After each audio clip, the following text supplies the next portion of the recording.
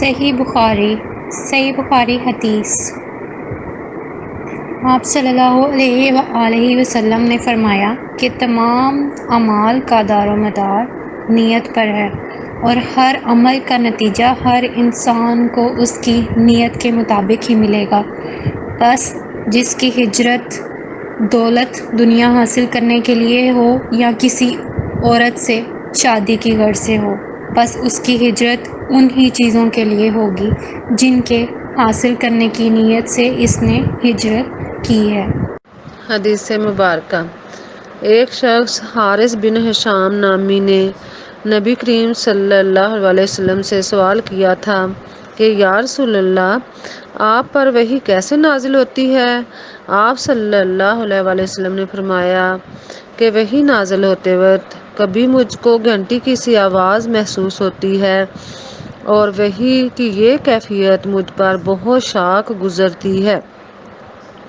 جب یہ کیفیت ختم ہوتی ہے تو میرے دل و دماغ پر اس کے ذریعہ نازل شدہ وحی محفوظ ہو جاتی ہے، اور کسی وقت ایسا ہوتا ہے کہ فرشتہ بے شکل انسان میرے پاس آتا ہے اور مجھ سے کلام کرتا ہے، پس میں اس کا کہا ہوا یاد رکھ لیتا ہوں۔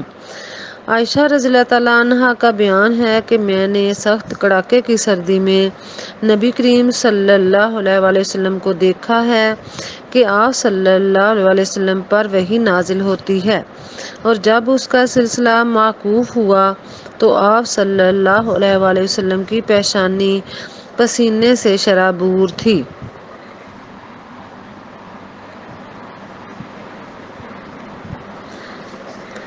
آپ صلی اللہ علیہ وسلم غار حرا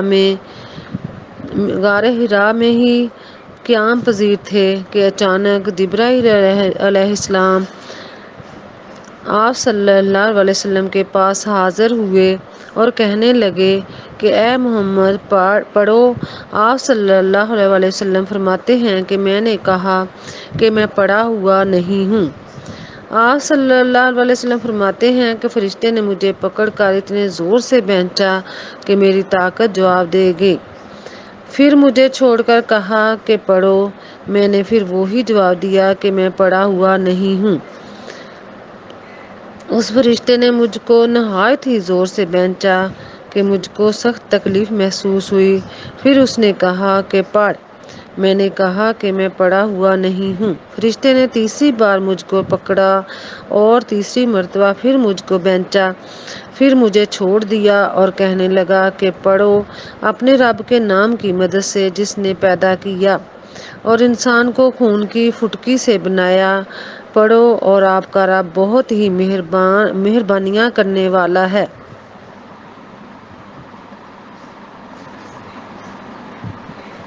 پس یہی آیتیں آپ صلی اللہ علیہ وسلم جبرائیل علیہ السلام سے سن کر اس حال میں غار حرا سے واپس ہوئے کہ آپ صلی اللہ علیہ وسلم کا دل اس انوکھے واقعہ سے کانپ رہا تھا۔ آپ صلی اللہ علیہ وسلم خدیجہ کے ہاں تشریف لائے اور فرمایا کہ مجھے کمبل اڑا دو، مجھے کمبل اڑا دو۔ لوگوں نے آپ صلی اللہ علیہ وسلم کو کمبل اڑا دیا۔ جب آپ صلی اللہ علیہ وسلم کا ڈر جاتا رہا تو آپ صلی اللہ علیہ وسلم نے اپنی زوجہ محترمہ خدیجہ رضی اللہ تعالیٰ عنہ کو تفصیل کے ساتھ یہ واقعہ سنایا اور فرمانے لگے کہ مجھ کو اب اپنی جان کا خوف ہو گیا ہے۔ آپ صلی اللہ علیہ وسلم کی اہلیہ محترمہ خدیجہ رضی اللہ تعالیٰ عنہا نے آپ صلی اللہ علیہ وسلم کی ڈارس بندھائی اور کہا کہ آپ کا خیال صحیح نہیں ہے، اللہ کی قسم آپ کو اللہ کبھی رسوا نہیں کرے گا۔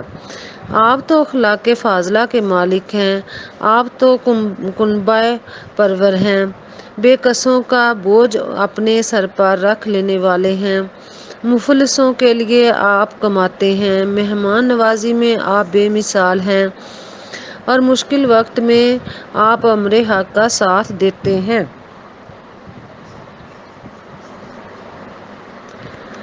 ایسے اوصاف حسنہ والے انسان ہوں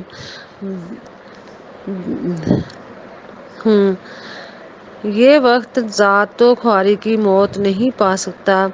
پھر مزید تسلی کے لیے خدیجہ رضی اللہ تعالیٰ عنہا آپ صلی اللہ علیہ وسلم کو ورقہ بن نوفل کے پاس لے گئیں جو ان کے چچا زاد بھائی تھے اور زمانہ جاہلیت میں نصرانی مذہب اختیار کر چکے تھے اور عبرانی زبان کے کاتب تھے۔ چنانچہ انجیل کو بھی حسب منشا خداوندی عبرانی زبان میں لکھا کرتے تھے۔ انجیل سریانی زبان میں نازل ہوئی تھی، پھر اس کا ترجمہ عبرانی زبان میں ہوا۔ ورقہ اس کو لکھتے تھے، وہ بہت بوڑھے ہو گئے تھے، یہاں تک کہ ان کی بینائی بھی رخصت ہو چکی تھی۔ خدیجہ رضی اللہ تعالیٰ عنہا نے ان کے سامنے آپ صلی اللہ علیہ وسلم کے حالات بیان کیے اور کہا کہ اے چچا زاد بھائی، اپنے بھتیجے محمد صلی اللہ علیہ وسلم کی زبانی ذرا ان کی کیفیت سن لیجیے۔ وہ بولے کہ بھتیجے، آپ نے جو کچھ دیکھا ہے اس کی تفصیل سناؤ۔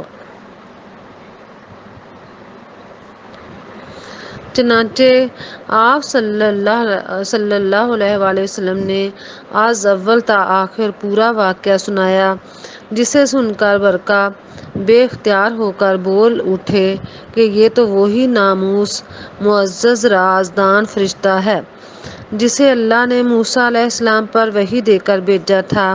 کاش میں آپ کے اس عہد نبوت کے شروع ہونے پر جوان عمر ہوتا، کاش میں اس وقت تک زندہ رہتا جبکہ آپ کی قوم آپ کو اس شہر سے نکال دے گی۔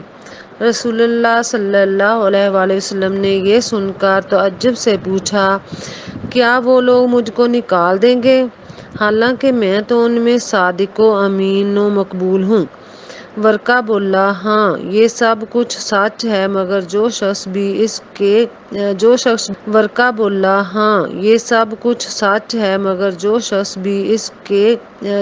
بھی آپ کی طرح امر حق لے کر آیا، لوگ اس کے دشمن ہی ہو گئے ہیں۔ اگر مجھے آپ کی نبوت کا وہ زمانہ مل جائے تو میں آپ کی پوری مدد کروں گا۔ مگر ورقہ کچھ دنوں کے بعد انتقال کر گئے، پھر کچھ عرصہ تک وحی کی آمد موقوف رہی۔ Thanks for watching. Don't forget to like, comment, share and subscribe to